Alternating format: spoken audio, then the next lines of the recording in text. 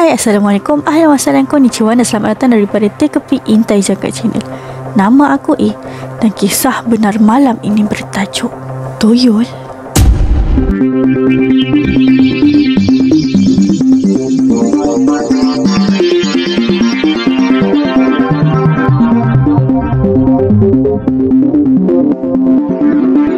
Okey, sebelum tu, auzubillahi minasyaitonir rajim. Bismillahirrahmanirrahim. Bismillahirrahmanirrahim. La yadurru ma'asmi syai'in fil ardi wa la fis samai wa huwas samiul alim.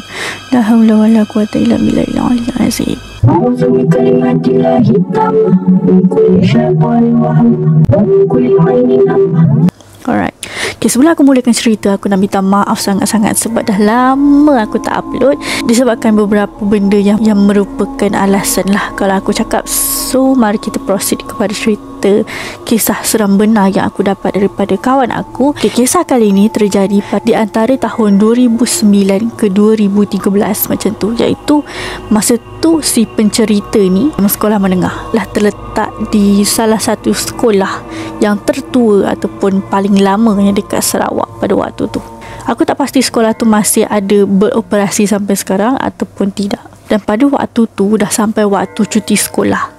Semua budak-budak pun balik, tapi ada satu dom ni, iaitu dom kawan aku yang bercerita ni, dorang ditahan untuk tidak balik pada cuti sekolah pada waktu tu sebab dom dorang adalah paling tidak kemas pada waktu tu. Ini dom lelaki. Cikgu denda dorang ataupun tahan dorang di sekolah untuk dorang cuci ataupun kemas dorang punya dom tu sampai bersih, dan baru dorang boleh balik pulang ke rumah masing-masing untuk cuti sekolah. Sebenarnya kalau nak diikutkan taklah kotor sangat. Bilik dom sekolah menengah kot. How kotor can it be, betul tak? Sekotor mana pun yang boleh jadi. Biasalah kat mana-mana pun, tak kisahlah kat sekolah ke kat rumah ke, kalau tempat tu tak berapa nak bersih, akan banyaklah benda-benda yang tak sepatutnya menyinggah. Aku tak pasti ini cuti sekolah yang seminggu ataupun cuti sekolah akhir tahun yang memang sebulan dua tu, tapi yang pasti ia adalah cuti sekolah dan bukannya 1-2 hari balik bermalam tu. Kita namakan domnya anggerik lah ya. Dom anggerik ini sahaja yang kena tahan dekat sekolah dan kemas dorang punya dom. Dekat dalam bilik dom dorang tu ada satu tempat buang sampah yang mana sepatutnya dekat situ ada tong sampah lah pada waktu tu. Tapi somehow tong sampah tu dah tak ada dekat tempat tu. Tong sampah tu dah dialih keluar. Bila otak kita dah biasakan rutin tu dekat situ, maksudnya benda tu kita taruh sikat dekat atas rak A ni pada tiap-tiap hari. Tiba-tiba satu hari kita cari sikat tu tak ada dekat rak A ni. Tiba-tiba sikat tu ada dekat rak B. Dan kita tak ingat pun benda tu. Padahal baru je kemas malam. Sebab benda tu dah rutin. Sikat tu dah ada dekat rak A. So kita akan automatically cari sikat tu dekat rak A. Macam tu lah maksud aku.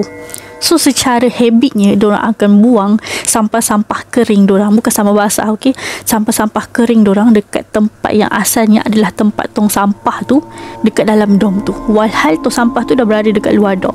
So bila lama-lama satu spot dalam dorang punya dom tu dah kotor lah sebabnya banyak sampah-sampah kering kat situ walaupun tak ada tong sampah, dan bersepah lah menggunung dekat situ. Dia tak sepah-sepah satu bilik, just satu tempat tu je sebab itu asalnya ada tempat tu sampah kan. Then the night before, malam sebelum tu, salah seorang daripada dorang ada ternampak waktu dorang nak tidur pada malam tu, ada sesuatu ataupun sesosok lembaga yang berwarna hitam dan besar. Digambarkan seperti besarnya gorila dan dia hitam pekat. Pekat dia tu adalah pekat yang hitam legam yang lebih pekat daripada malam. Sebab tu boleh nampak pada waktu malam. Diorang nampak lembaga tu tengah tengok sampah yang bergunung tu pada waktu malam. Just lembaga tu tengok je sampah tu malam-malam. So that's one of the reason lah dorang lebih eager ataupun lebih rasa membuat-buat untuk kemas tempat sampah tu sebab dah ada benda yang melihat dekat tempat tu, faham tak? Sebab dia kotor kan, tak bersih sangat walaupun sampah kering. Tanpa membuang masa, besoknya dorang pun bergotong royong lah kemas dorang punya dom tu, like betul-betul bergotong royong sambil berus dengan sental semua, dengan mop, like the whole dom tu memang sangat bersih sampai berkilat kan, ramai kan satu dom tu. So memang bersihkan sampai sebersih-bersihnya lah supaya tak ada lagi benda-benda yang tak memberangsangkan dalam bilik tu yang menenung dan ditenung lah. Cerita yang diorang nampak lembaga berupa gorila tu adalah trigger point dia, like the starter of this story lah. Bila diorang settle satu hari tu, diorang mengemas satu dom tu sampai berkilat. Malam tu mestilah penat, so diorang pun tidur lah. Sebelum diorang tidur tu, pada waktu petang selepas saja diorang kemas bilik dom, bukannya macam bilik rumah, betul tak? So mesti ada selipar-selipar kita punya kawan-kawan, dan selipar kita sendiri. Seorang pun dah banyak selipar kan, apalagi ramai dalam bilik dom tu. So selepas diorang habis gotong royong tu, diorang pun kemas lah diorang punya selipar-selipar tu, susun dekat depan diorang punya dom tu. Masa masuk dalam pintu tu, diorang susun. Tapi nak dijadikan cerita, biasalah walaupun kita dah susun secantik mana pun selipar tu, tapi pada akhirnya kita akan gunakan juga selipar tu, dan selipar tu dah tak teratur seperti yang kita awal-awal susun, betul tak? Lepas kita akan gunakan selipar tu untuk kita masuk toilet, untuk kita pergi ambil wuduk. So kiranya memang selipar tu akan tersusun. Tak semestinya satu selipar tu akan sepasang sebelah-sebelah. Dia mesti akan sepah-sepah juga kan, walaupun dah tersusun, betul tak? Dan sebenarnya memang ada yang susun tak mengikut pasangannya, dan benda ni adalah asbab kepada terjadi pada peristiwa malam tu. Ini daripada POV kawan aku kita namakan dia Koyum. Okey, si Koyum ni bukan nama sebenar.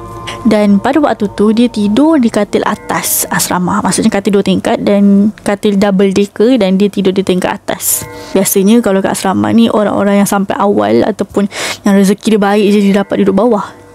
Yang lain tu duduk atas, ataupun memang ada yang suka duduk atas macam tu. So malam tu nak dijadikan cerita, buat kata Abang Jo Pelipu Lara. Kalau sesiapa yang tengok dia punya YouTube cerita hantu, korang akan faham lah apa yang aku cuba cakap je. Dia masa dia tengah macam berkira-kira, masa dia tengah mungkin tengah kira kambing melompat ataupun serigala melompat untuk tidur kan, tengah baca doa tidur ke kan, tengah berzikir ke, tiba-tiba dia terdengar satu suara yang agak sengau, tak kuat sangat, halus. Aku pun tak tahu macam mana dia punya suara tu, sebab aku tak dengar pada waktu tu. Nauzubillah min zalik. Daripada apa yang dia cerita, suara tu sengau dan kecil, tapi cukup kuat untuk didengar, sebab malam tu adalah malam yang sunyi. Bunyi cengkerik tak ada, bunyi hujan tak ada, bunyi cicak tak ada. So memang dia dengar, like bunyi tu halus tapi dia dengar dengan jelas. Bunyi tu adalah betul-betul daripada pintu bilik dom dorang. Si Koyum ni seperti watak utama cerita hantu, dengan tanpa segan silunya dia pun bangun. Dia macam tengoklah bunyi apa tu sebenarnya. Pada waktu tu dia macam tercari-cari tau, daripada mana arah bunyi tu sebenarnya. Sebabnya bunyi ni dengar macam dekat tapi tak dekat sangat, macam tu. Cari punya cari, dia terperasan suara tu adalah datang daripada depan bilik dom dia. Nak tahu suara tu macam mana? 1, 2, 3, 4, 5. 1, 2, 3, 4, 5. Suara tu ulang beberapa kali. Dia akan stop sampai 4 ataupun 5, dan dia akan ulang lagi sekali, sebab dia kira satu-satu dan jelas bunyi dia. So si Koyum ni pandang ternampak. Apa benda tu? Dia kan tengah baring, dia angkat badan dia. Kebetulan katil 2 tingkat dia tu betul-betul bertentang dengan pintu depan bilik dom dia. Sebab dia kan tingkat atas, so dia akan nampak secara menyeluruh lah kan bahagian ni dom tu, daripada segenap 360 darjah pandangan dia lah. Kau tahu apa dia nampak? Ada sesosok tubuh, tak besar, kecil je. Dia cakap lebih kurang dalam 1.5 ataupun sebesar 2 liter punya botol. Besar lebih kurang macam ni 2 liter tau. Like kecil je, mungkin lagi kecil daripada ni. Tapi benda tu like objek yang pegun dan pekat. Dan dia nampak benda tu walaupun sama-sama cahaya daripada lampu koridor dia, seakan budak kecil lah. Yang mana betul lah apa yang korang tengah fikir sekarang ni. Selalu kalau kat TV, diorang akan gambarkan makhluk toyol ni dia betul-betul hijau tu, like hijau macam warna hijau ni kan, betul tak? Daripada segi POV si Koyum yang nampak betul-betul pada waktu tu, dia tak hijau. Mungkin dia hijau gelap, mungkin dia coklat gelap, ataupun dia hitam gelap, like brown dark green, I don't know, tapi objek tu like gelap warna dia. Dia nampak makhluk tu sedang mencangkung, like literally mencangkung, sambil kira selipar-selipar berhadapan dengan dom tu. Dan ingat tak aku cakap tadi awal-awal sebelum tu, ada salah seorang daripada ahli dalam dom tu memang sengaja susun selipar tu tak ikut pasangan dia. Ada pasangan dia sepah ke sana, ada pasangan dia sepah ke sana. Walaupun dalam susunan, tapi dia tak sepasang. Dia akan sepah-sepahkan benda tu. Dan itu adalah sangat membantu pada waktu tu. Sebenarnya semua orang tahu, ataupun ada yang tak tahu, dan aku bagi tahulah sekarang, tuyul ni dia tak erti mengira. Kan orang selalu kata kena letak like kacang hijau taburkan ataupun guli, dan dia akan kira, dan dia tak pandai kira. So selagi dia tak habis kira, dia takkan boleh ambil apa-apa benda yang sepatutnya dia ambil. Sampai kesudah dia tak dapat kira. Sebabnya selipar tu tak sepasang, dan dia tak pandai kira pun. Kan banyak selipar depan tu. So dia kira benda tu berulang-ulang, yang membuatkan si koyum ni lebih alert dengan kehadiran dekat situ. Dan pada waktu tu yang paling seram ni, si koyum ni tegak tau. Badan dia like, dia kan baring, dia tegak, dia tengok macam tu kan. Apa tu? Tapi dia tak cakap lah out loud, dia tak keluarkan lah suara dia pada waktu tu. Tapi dia tengok lah benda tu. Dia macam terpana tau, macam pelik pun ada. Tapi benda tu tak perasan. Dia sibuk mengira. Waktu dia tengah kira tu, tahu tak si koyum ni tengok tak berkelip tau. Si makhluk budak kecil ni, dia kira tu sambil kepala dia macam pandang atas tau. Macam 1, 2, 3, 1. Dia macam tu. Dia akan pandang kiri kanan depan belakang, macam kita tengah mengira tu. Macam kita macam menerawang berfikir, macam tu lah.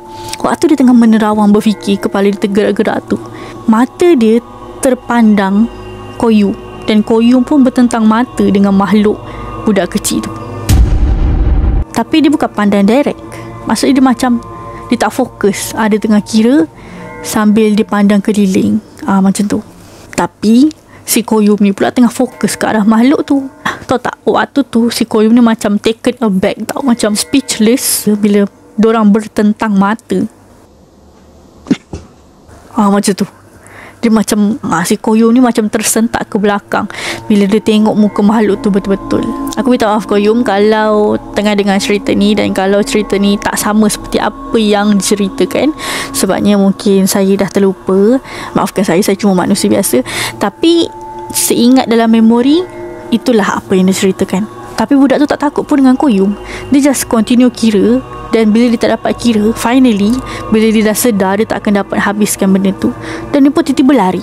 Like tiba-tiba vanish, tiba-tiba fading away, tiba-tiba macam hilang macam tu je, lepas dia tak dapat kira selipar-selipar tu.